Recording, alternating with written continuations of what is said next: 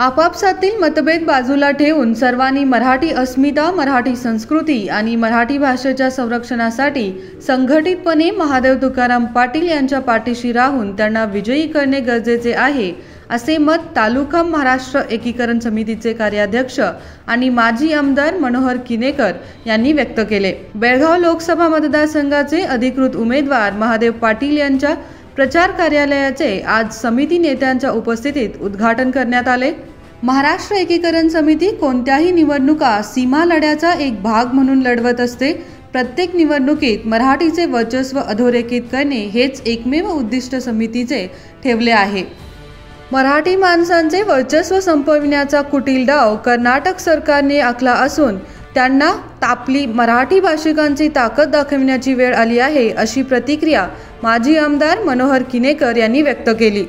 सर्वांनी एकत्रित येऊन मराठी माणसाची ताकद दाखवणे अत्यंत गरजेचे आहे। त्यासाठी येत्या 7 मे रोजी होणाऱ्या मतदाना दिवशी समितीचे उमेदवार महादेव पाटील यांना मतदान करण्याचे आवाहनही करण्यात आले। एकीकरण समितीचे बेळगाव लोकसभा मतदारसंघाचे उमेदवार श्रीमान महादेव तुकाराम पाटील यांच्या मध्यवर्ती प्रचार कार्यालयाचे उद्घाटन आज इथं तुम्हा सर्वांच्या उपस्थितीत झालेलं आहे।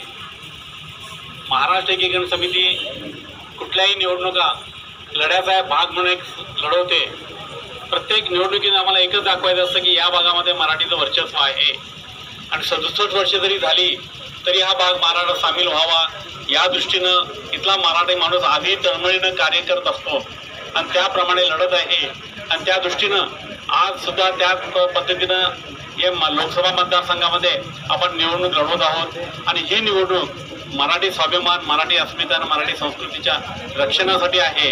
एका बाजूने कर्नाटक सरकार वेगवेगळ्या प्रकारचे अत्याचार करायला लागले, कारणीचं सक्तीकरण करायला लागले, बोर्डावरती कारणी 60% लिहा असं म्हणायला लागले, तर दुसऱ्या बाजूला मराठी माणसाला आर्थिकरित्या कमकुवत करण्यासाठी त्यांची जमीन काढून घेऊन ती जमीन विकासासाठी वापरणं आणि तो विकास कर्नाटकाच्या कारणी लोकांच्या खिशात घालणं, ॲक्वायर केलेली जमीन ही वेगवेगळ्या कारणासाठी घेऊन कारणी माणसांना अलॉट करायची आणि इथला मराठी माणूस आर्थिकदृष्ट्या वीक झाल्यानंतर इथं मराठी मतदार कमी होऊन कारणी मतदार कसे वाढतील या पद्धतीनं जे त्यांची वाटचाल चाललेली ती जर रोखायची असेल तर आपण सर्वजण एकत्रित येऊन संघटितरित्या मराठी माणसाची ताकद दाखवणे अत्यंत गरजेचं आहे।